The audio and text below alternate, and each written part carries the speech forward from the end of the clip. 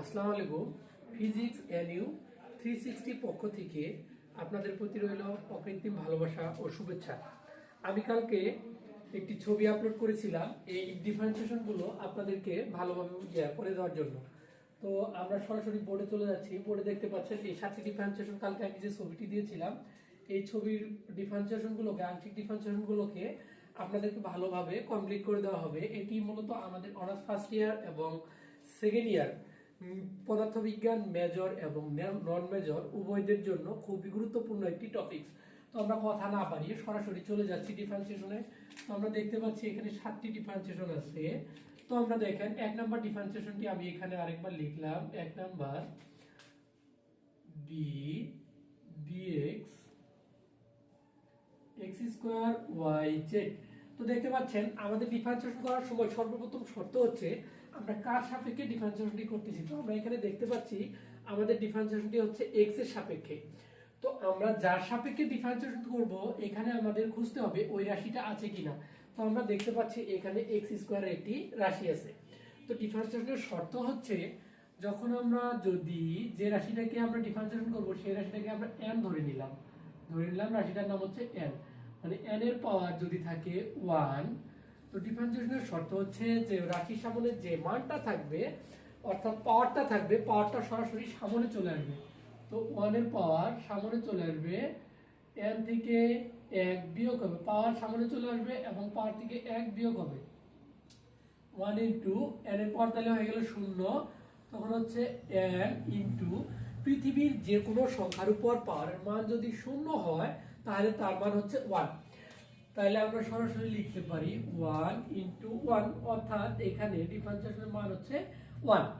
তো এবার আমরা কোনো কিছুর উপর পাওয়ারের মান যদি 1 থাকে তার ডিফারেন্সিয়েশন করলে অ্যান্সার আসবে 1। এবার আমরা দেখব যদি পাওয়ারের মান 2 থাকে, পাওয়ারটা একইভাবে পাওয়ারটা কোথায় চলে আসবে, সামনে চলে আসবে। হ্যাঁ দেখো এখান থেকে পাওয়ার থেকে কি হবে, শর্ত অনুযায়ী মাইনাস হবে।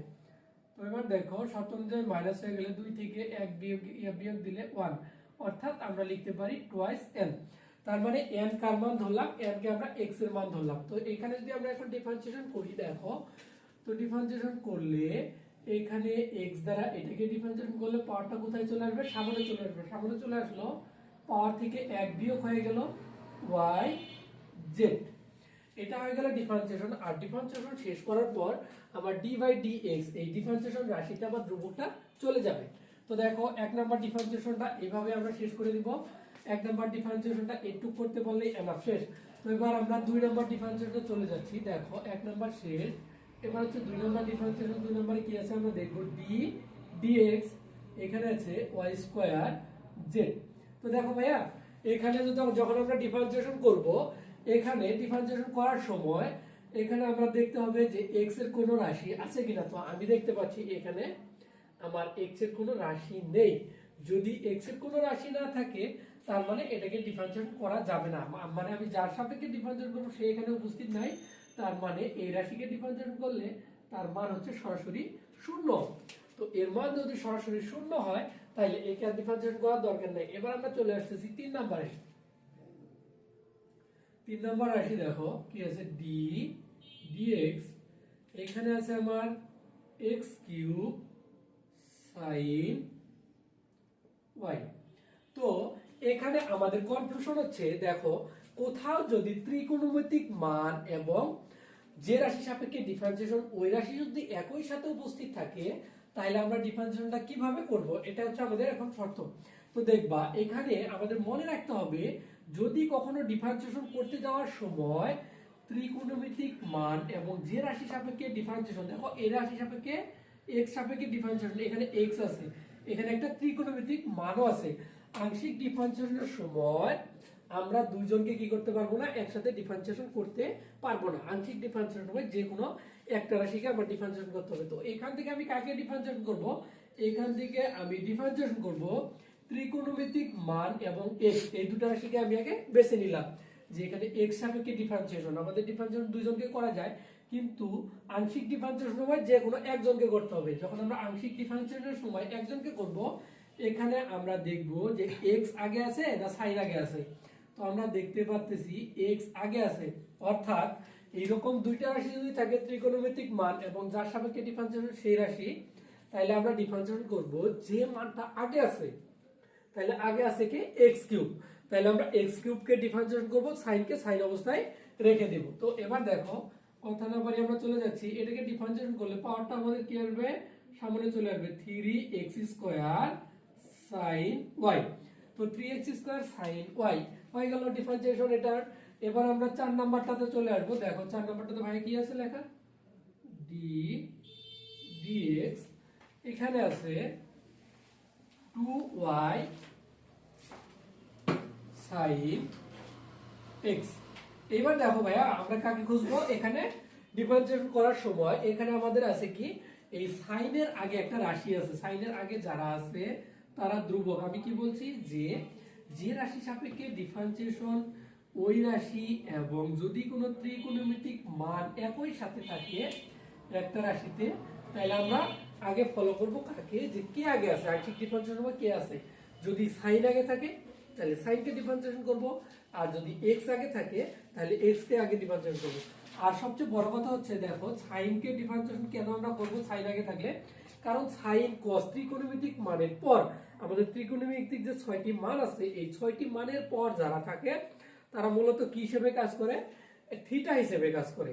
তো থিটা হিসেবে কাজ করার কারণে আমরা ত্রিকোণমিতিক মানের পর যেই রাশি থাকুক না কেন তাকে আর আলাদাভাবে কি করা লাগবে না, আংশিক ডিফারেন্সিয়েশন করার প্রয়োজন নাই। তো এটাকে ডিফারেন্সিয়েশন করলে কি আসবে দেখো, 2y ধ্রুবক হিসেবেই থাকলো, তারপর আমরা sin কে ডিফারেন্সিয়েশন করলে কি পাবো cos, আর x x ই থাকবে। আমরা বলছিলাম যে sin cos এবং sin cos মানে অর্থাৎ ত্রিকোণমিতিক মান এবং যে রাশি সাপেক্ষে ডিফারেন্সিয়েশন ওই রাশি যদি একই সাথে থাকে, যে আগে থাকবে তাকে ডিফারেন্সিয়েশন করব, যে পরে থাকবো তাকে ছেড়ে দিব। আমরা সহজভাবে বোঝার জন্য এটিকে বললাম। তো এবার দেখো আমরা চলে যাচ্ছি সরাসরি কয় নাম্বার ডিফারেন্সিয়েশনে, 5 নাম্বার ডিফারেন্সিয়েশনে। এবার আমি চলে আসলাম 5 নাম্বার ডিফারেন্সিয়েশনে। তো দেখো এখানে লেখা আছে d dx sin y। তাইলে এখন আমার শর্ত হচ্ছে যে আমি তো একটু আগে বললাম তোমাদের যে ত্রিকোণমিতিক মান এবং যে রাশি সাপেক্ষে ডিফারেন্সিয়েশন সেই দুইটি রাশি যদি একই একই ইয়েতে থাকে, একই জায়গায় থাকে, তাহলে আমরা কাকে ডিফারেন্সিয়েট করব কাকে ছাড়বো সেটা আমরা উপরের 3 নাম্বার এবং 4 নাম্বারে ভালো করে জেনে গেছি। তো এবার 5 নাম্বারে দেখো, এখন মনে হচ্ছে শুধু সাইন আছে x নাই। তো সাইন আছে x নাই, যদি সাইন আছে x না থাকে তাহলে আমাদের এখানে ফলো করতে হবে কার সাপেক্ষে ডিফারেন্সিয়েশন, x এর সাপেক্ষে, অর্থাৎ x কে এখানে উপস্থিত থাকতে হবে। সাইনের আগে হোক, আগে থাকলেও হবে পরে থাকলেও হবে, কিন্তু যার সাপেক্ষে ডিফারেন্সিয়েশন সে যদি রাশিতে উপস্থিত না থাকে অর্থাৎ সেই রাশিকে ডিফারেন্সিয়েশন করা যাবে না। অর্থাৎ সেই রাশিকে ডিফারেন্সিয়েশন করলে তার মান সরাসরি হচ্ছে কত, তার মান সরাসরি হচ্ছে 0। তো আশা করি এই 5টি তোমরা ভালোভাবে ক্লিয়ার হয়ে গেছো।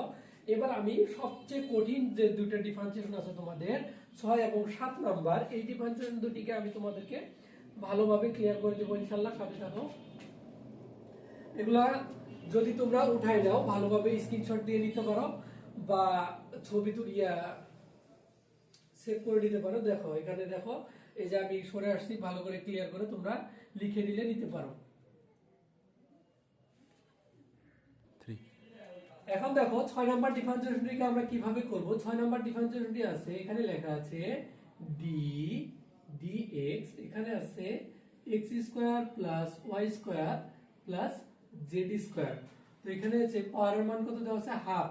তো এখানে পাওয়ারের মান হাফ দেওয়া আছে। এখন আমরা এটাকে ডিফারেন্সিয়েট করার সময় এইটা একটু ইউনিক বা কঠিন ডিফারেন্সিয়েশন, এটিকে আমরা কিভাবে করব। মূলত এখানে আমাদের যে মেথডটিকে আমরা কাজে লাগাবো সেটি হচ্ছে ইউভি মেথড। তো ইউভি মেথড এখানে কিভাবে কাজে লাগাবো দেখো, যখন এই x সাপেক্ষে সম্পূর্ণ রাশিটাকে ডিফারেন্সিয়েশন করব, সম্পূর্ণ রাশিটাকে আমি কি ধরবো, ইউ ধরবো। সম্পূর্ণ রাশিটাকে কি ধরবো ভাইয়া, ইউ। তো সম্পূর্ণ রাশিটাকে ইউ ধরার পর এখানে আমি ভি কাকে ধরবো, যে রাশি সাপেক্ষে ডিফারেন্সিয়েশন তাকে আমি কি ধরে নেব, ভি ধরে নেব। তো এখানে ডিফারেন্সিয়েশন আছে কার সাপেক্ষে, x এর সাপেক্ষে, তাহলে একে আমি ধরে নেব ভি। মানে একবার সম্পূর্ণটাকে x square y square z square সম্পূর্ণটুকুকে আমি কি ধরলাম, ইউ। আর এটাকে শুধু x স্কয়ারকে আমি কি ধরলাম, ভি ধরলাম। তো দেখো যখন ইউ ধরবো, ইউ ইকুয়াল ইউ এর মানকে আমাদের ধরে নিতে হবে ইউ ইকুয়াল x। তাহলে দেখো x দ্বারা x কে ডিফারেন্সিয়েশন করলে মান কত আসে 1। x দ্বারা x কে ডিফারেন্সিয়েশন করলে যদি মান 1 আসে, তাহলে আমাদের একটা শর্ত হচ্ছে, এখানে দেখো শর্তটা ভালো করে দেখো। ডিফারেন্সিয়েশনের সর্বপ্রথম শর্ত হচ্ছে এই x square y square z square power half, এই সম্পূর্ণটাকে আমি কি ধরছি u।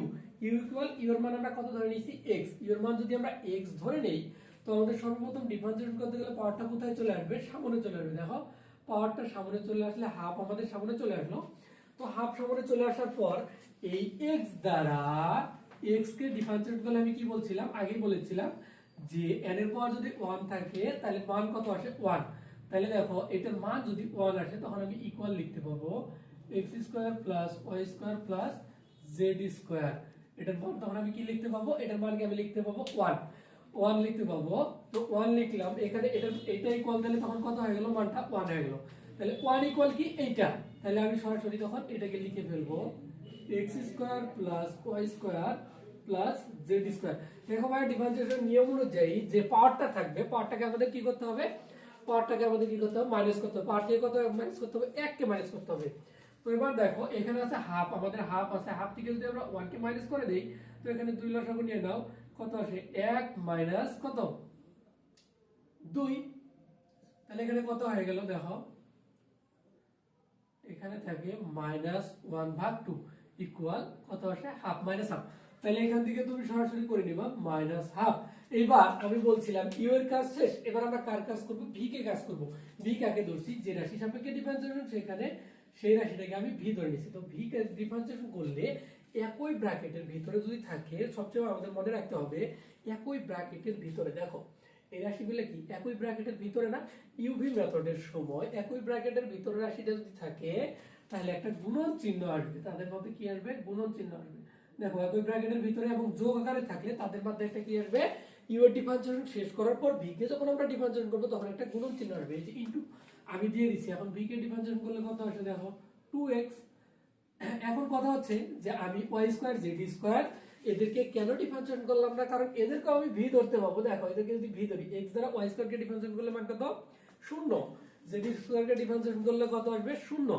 তো z স্কয়ার কে ডিফারেন্সিয়েশন করলে যদি 0 আসে ভাইয়া, তাহলে এদেরকে আমাদের আলাদাভাবে আর করার দরকার নাই, শুধু এই জন্য আমি ভি ধরে নিছি কাকে, x স্কয়ার কে। যদি এখানে x স্কয়ার না থেকে কি থাকতো, ধরো সাপোজ y থাকতো, তো এখানে y থাকলে তুমি কি করতা, সম্পূর্ণ রাশিটিকে তখন তুমি কি ধরতা, ইউ এর মানকে আমরা কি ধরে নিতাম, y ধরে নিতাম। y ধরে নিলেও দেখো y ধরে নিলে একই ভাবে সম্পূর্ণটুকু ঠিক থাকতো, শুধু v ডিফারেন্সিয়েশন তখন 0 হয়ে যেত।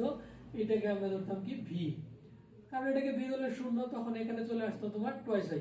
তো এইভাবে আমাদের সহজভাবে ডিফারেন্সিয়েশন শেখার জন্য আমরা এই পদ্ধতিগুলো ব্যবহার করতে পারি।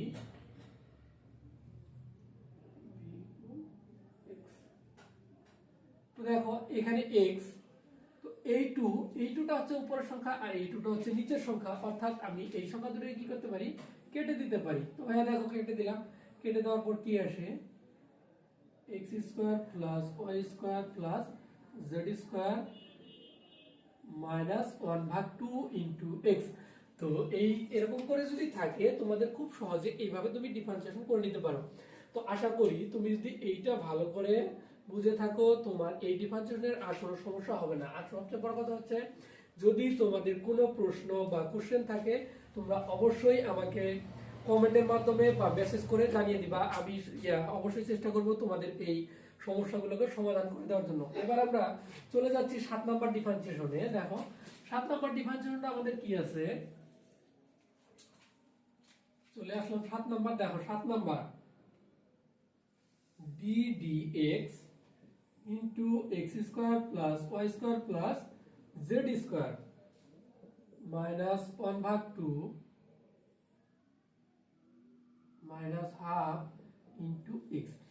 দেখো ভাইয়া এবার কিন্তু তোমাদের অনেক একটু ইউনিক নিয়মে আসতে হবে। কি ইউনিক নিয়ম, যে এখানে আমাদের ডিফারেন্সিয়েশন রাশিটা কি অবস্থায় আছে, একটা রাশি আছে দেখো এখানে সম্পূর্ণ রাশিটুকু আবার কি অবস্থায় আছে, একটা ব্র্যাকেটের ভিতরে আছে, একটা রাশি ব্র্যাকেটের ভিতরে আছে, আরেকটা রাশি কি আছে, ব্র্যাকেটের বাইরে আছে। তো এই সময় ডিফারেন্সিয়েশন করার সময় তাহলে এটাকে আমরা কিভাবে ডিফারেন্সিয়েশন করব, দেখো সরাসরি কথা না বলে এখানে আমাকে ধরতে হবে কি, এই সম্পূর্ণ রাশিটিকে, এখানে আমার দুইটা রাশি অটোমেটিক চলে আসছে। দেখো এখানে কয়টা রাশি আসছে? দুইটা। এখানে একটা রাশি, একটা রাশি, দুইটা রাশি। তো এরকম দুই রাশি থাকে, আমি একটাকে ডিফারেন্সিয়েশন করব আর একটা কি রাখতে হবে? স্থির রাখতে হবে। দেখো এখানে এটাকে যদি ইউ ধরি আর এটাকে আমার কি ধরতে হবে? ভি। তো এবার কথা হচ্ছে, আমাদের যদি একই ব্র্যাকেটের ভিতরে না থাকে, যখন ইউ কে ডিফারেন্সিয়েশন করব ভি কি থাকবে? স্থির থাকবে। আর যখন ভি কে ডিফারেন্সিয়েশন করব ইউ স্থির থাকবে। তাহলে এটাকে আমি কিভাবে ডিফারেন্সিয়েশন করব? দেখো ভাইয়া, এখানে আমি যখন ইউ কে ডিফারেন্সিয়েশন করব, ইউ কে ডিফারেন্সিয়েশন করার সময় সর্বপ্রথম আমার স্থির কে থাকবে ভি। তাহলে আমি এক্স লিখলাম। দেখো এক্স লিখলাম, লেখার পর এইবার আমি কাকে ডিফারেন্সিয়েট করব? ইউ কে করব। দেখো তো ইউ কে যখন করব, ইউ কে ডিফারেন্সিয়েট করার সময় ইউ তখন কোন নিয়মে চলে আসবে? আবার এই যে এই নিয়মটা চলে আসবে। ইউ যদি এই নিয়মটা, 6 নম্বরের নিয়মটা চলে আসে, তখন ইউ কে আবার আমার কি ধরতে হবে? এক্স, আবার এখানে কি ধরতে হবে? ভি। তো এখানে যদি ভি ধরি, আমি সরাসরি কথা না বলে চলে যাচ্ছি একবার ইয়া। দেখো এখানে এবার পাওয়ারটা আছে মাইনাস, তো তুমি লিখবা মাইনাস হাফ। তাহলে পাওয়ার যা আছে লেখো X square plus Y square plus Z square. এখানে পাওয়ার থেকে এক মার দিলে কত হয়? 3/2। দেখো এখানে আছে হাফ মাইনাস 1, 2 কে লসাগু নিলে -1 -2, একবারে লেখা যায় কত? 3/2। তো এই যে এখানে আমি 3/2 লিখে দিছি। 3/2 লেখার পর এখানে এবার আমরা কাকে ডিফারেন্সিয়েট করব? আবার এই রাশিকে ডিফারেন্সিয়েট করব। দেখো এখানে কত চলে আসে? 2x। তাহলে দেখো এরা কি নাই? একই ব্র্যাকেটের ভিতরে নাই। তো আমার ইউ কে ডিফারেন্সিয়েট করার সময় কে স্থির ছিল? ভি স্থির ছিল। তো ভি স্থির থাকার পর এবার আমরা কাকে ডিফারেন্সিয়েট করব? ভি কে ডিফারেন্সিয়েট করব। যখন আমরা ভি কে ডিফারেন্সিয়েট করব, দেখো ভাইয়া, এখন আমরা ইউ এর ডিফারেন্সিয়েশনের কাজ শেষ করলাম। স্থির ছিল কে? ভি স্থির ছিল। তো এরা কি অবস্থায় আছে? দেখো দুইটা রাশি গুণন অবস্থায় আছে। তো গুণন অবস্থায় থাকলে যদি একই ব্র্যাকেটের ভিতরে না থাকে, একটার কাজ শেষ করার পর আরেকটাকে যখন কাজ করব, তখন মাঝে একটা কি চিহ্ন আসবে? প্লাস চিহ্ন আসবে। গুণন থাকলে কি থাকবে? প্লাস। তো প্লাস চিহ্ন আসলো। এবার আমরা কাকে ডিফারেন্সিয়েট করব? ভি কে ডিফারেন্সিয়েট করব। তখন আমরা ভি কে ডিফারেন্সিয়েট করব, এই রাশিটা তখন আমাদের কি? ইউ। তো আমরা আগেই বলছিলাম যে যখন একজনকে ডিফারেন্সিয়েট করব আরেকজন কি থাকবে? স্থির থাকবে। তাহলে আমরা স্থির রাশিটা কি এবার x square plus y square plus z square, এখানে হচ্ছে কত? Minus half. শেষ। তো দেখো এবার আমার কাকে x কে আমরা যদি ডিফারেন্সিয়েশন করি, এটা আমাদের স্থির থাকলো। এটা dx দ্বারা আমি আগেই বলছিলাম d dx, অর্থাৎ x দ্বারা x কে ডিফারেন্সিয়েশন করলে মান কত আসে? 1। তো এখানে 1 চলে আসলে আর 1 কে লেখার দরকার নেই। তো এইভাবে এই জায়গা থেকে আমরা রাশিটাকে ছোট করে নিতে পারি। এটা তুমি কেটে দিতে পারো 2, এই 2 কেটে দিতে পারো। 2 কেটে দিলে দেখো এখানে কি আসে? দুইটা x হয়ে গেল। তুমি তখন সরাসরি লিখতে পারো x স্কয়ার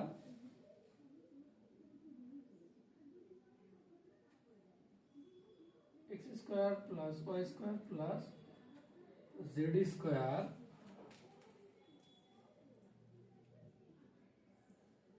মাইনাস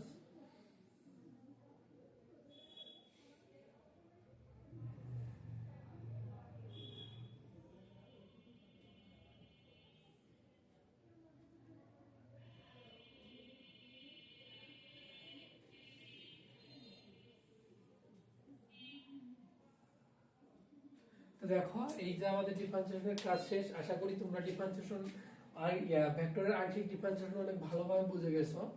তো যদি কারো কোনো প্রশ্ন থাকে অবশ্যই আমাকে পেজে মেসেজ করবা। আর যদি তাও না পারো তাহলে আমাকে কমেন্ট করে জানিয়ে দিবা যে ভাইয়া আমি এই জায়গাটাতে বুঝি নাই। আমি সর্বোচ্চ চেষ্টা করব তোমাদেরকে হেল্প করার জন্য এবং বুঝাই দেওয়ার জন্য। তো এই বলে আজকে আমি আমার ক্লাস শেষ করছি। আল্লাহ হাফেজ।